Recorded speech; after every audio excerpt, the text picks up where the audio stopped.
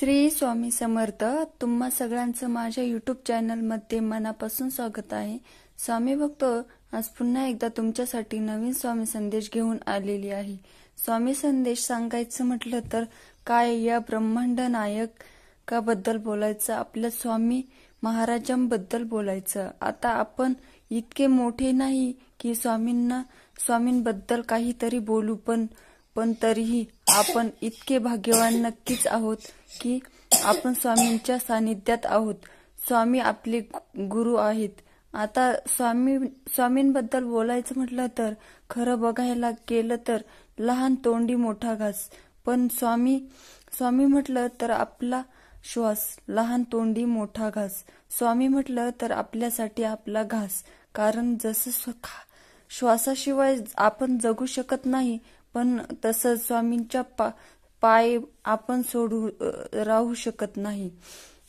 स्वामींचे पाय आपण राहू शकत नाही.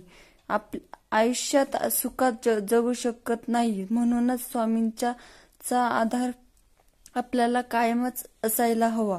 त्यासाठी आपल्याला स्वामी सेवेत राहणं गरजेचं आहे. स्वामींचं नामस्मरण करणं गरजेचं आहे. त्यासाठी स्वामींचे संदेश रोजच्या रोज ऐकणं देखील गरजेचं आहे. कारण प्रत्येक संदेश हा आपल्याला स्वामींपर्यंत घेऊन जातो. स्वामी अजूनच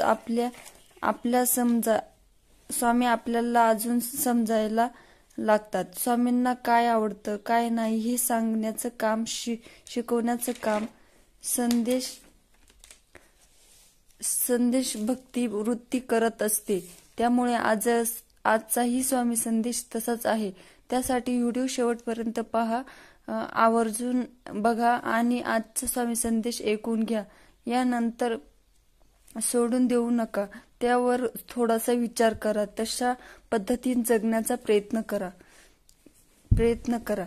तशा पद्धती जगण्याचा प्रयत्न करा तर निश्चित तुम्ही स्वामींची कायम स्वरूपी बनून राहणार आहे. तर स्वामी भक्त हो, स्वामी महाराज आपल्या भक्तांना काय सांगतात ते आपण जाणून घेऊया.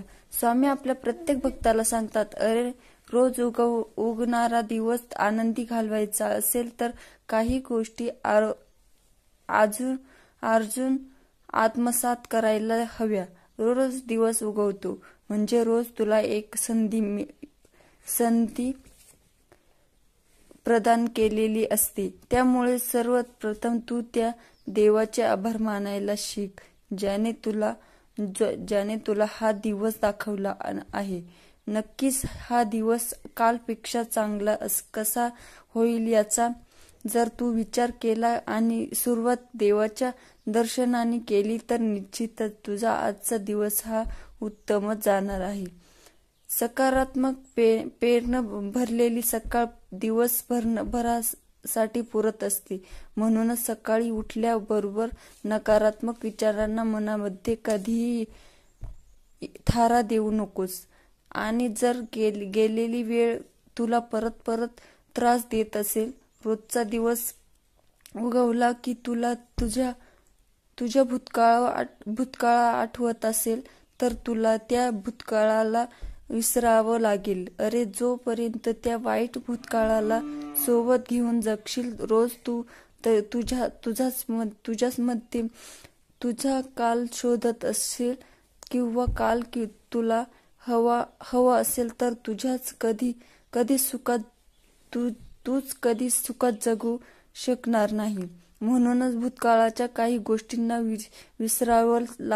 विसरायला शिक. भूतकाळातल्या काही गोष्टी मागे सोडून द्यायला शिक. त्याशिवाय तुला तुझं पुढचं पाऊल टाकताच येणार नाही. अरे जो मनुष्य भूतकाळात रमतो त्या व्यक्तीला या जगात काय परंतु कुठल्याच जगामध्ये सुख प्राप्त होऊ शकणार नाही. म्हणून भूतकाळाकडून अनुभव घे, वर्तमानात जगायला शिक. तेव्हाच खऱ्या अर्थाने तुझं भविष्य चांगलं घडण्यासाठी मदत मिळणार आहे.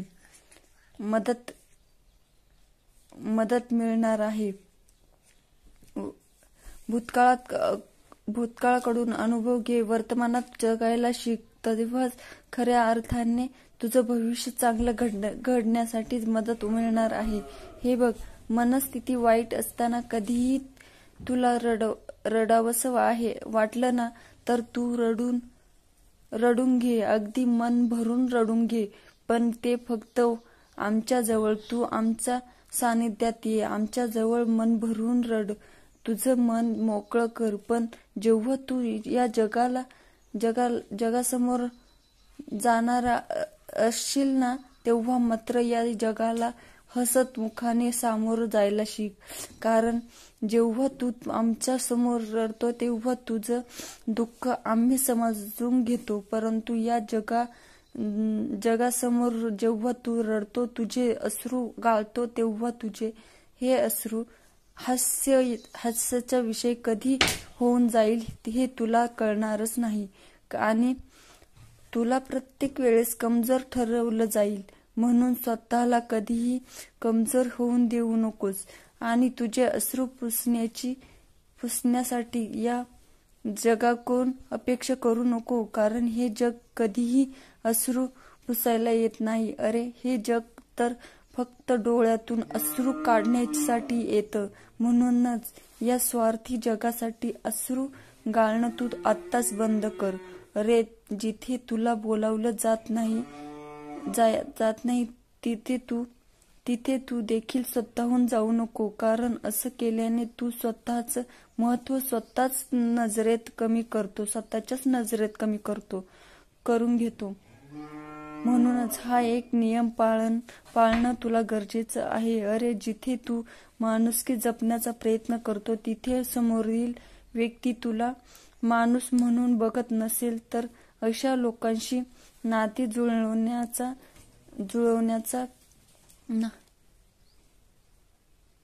नाती निभावण्याचा तू फक्त एकटाच प्रयत्न करत आहे.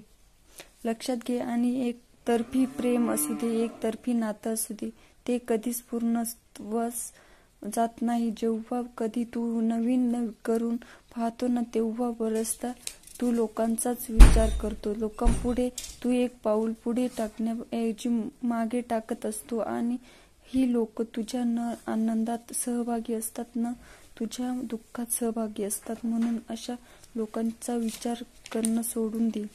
तुला नवीन काहीतरी करण्याची इच्छा असेल तर तू त्यासाठी प्रयत्न कर. ती गोष्ट तू आम्हाला सांग. आमच्या जवळ तू सगळं म्हणणं सांग. जेव्हा तू आमच्या समोर तुझं म्हणणं म्हणतो आहे ना, मनोकामना आहे. जेव्हा तू आमच्या समोर तुझं म्हणणं म्हणतो आणि तुझी जी काही इच्छा आहे, मनोकामना आहे, जे काही तुला करायचं आहे ते जर योग्य मार्गावर आहे, त्याने कोणाचं नुकसान होणार नाही, नुकसान होणार नसेल तर आम्ही तुला एकच सांगतो, आम्ही सदैव तुझा हात पकडून तुला तिथपर्यंत घेऊन जाणार आहे. म्हणून तू या जगावर विश्वास ठेवण्यापेक्षा फक्त एकदा आमच्यावर विश्वास ठेवून बघ. आणि या जगामध्ये तुला शांतता हवी असेल ना, तर ही शांतता तू या जगामध्ये शोधू नको, या जगातील माणसांमध्ये शोधू नको. तुला जर शांतता शोधायची असेल तर तुझ्या मनामध्ये शोध. कारण जेव्हा तुझं मन शांत असणार आहे तेव्हा आपोआप तुला आजूबाजूची परिस्थिती शांत झालेली दिसणार आहे. पण जोपर्यंत तुझ्या मनामध्ये गोंधळ चालू आहे तोपर्यंत हे जग कितीही शांत असलं तरी तुला फक्त आणि फक्त गोंधळच ऐकू येणार आहे. जेव्हा तुझ्या मनात गोंधळ चाललेला असतो तेव्हा मात्र तू योग्य निर्णय कधीच घेऊ शकत नाही का. म्हणून सर्वप्रथम तुझं मन शांत होणं गरजेचं आहे. आणि मनशांतीसाठी तू या जगामध्ये फिरू नको. कारण या जगामध्ये मनशांती कधी भेटणारच नाही. ही मनशांती मिळते ती फक्त अध्यात्माकडे. म्हणून तुझी पावले आत्ताच अध्यात्माकडे वळव. अध्यात्मामार्ग तू स्वीकारला आणि आमच्या सानिध्यात ये, आमचं नामस्मरण घे. तर स्वामी भक्त, तुम्हाला आजचा स्वामी संदेश कसा वाटला कमेंट करून नक्की सांगा. आणि आवडला असेल तर चॅनलला सबस्क्राईब नक्की करा. श्री स्वामी समर्थ.